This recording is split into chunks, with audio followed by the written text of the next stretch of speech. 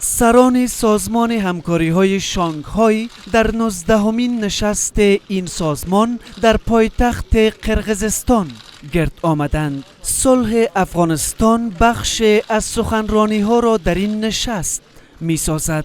نخست وزیر هند در این نشست می‌گوید که افغانستان با ثبات به سود ثبات و امنیت منطقه است.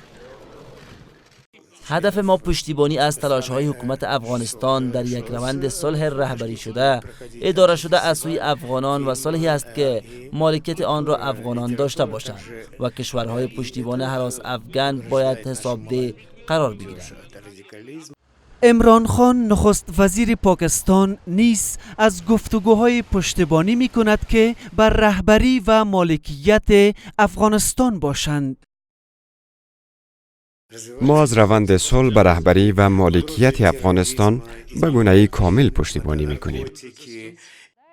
در این میان حسن روحانی رئیس جمهور ایران همگان را بر بسیج در برابر هراس افغانی فرا می‌خواند. رئیس جمهور غنی در سخنرانیش میگوید که هرچند جنگ افغانستان چند بعدی است، اما صلح با طالبان را عنصر کلیدی برای کاهش خشونت‌ها در کشور می‌داند.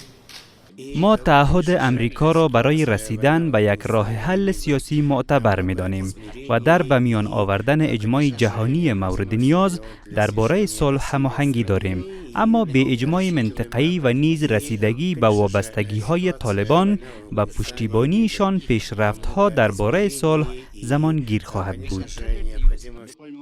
حکومت افغانستان تامین صلح و پایان جنگ را در افغانستان وابسته به اجماع منطقه‌ای و جهانی می‌داند، اجماعی که تاکنون به گونه کامل به میان نیامده است و راه رسیدن به صلح را دشوار ساخته است.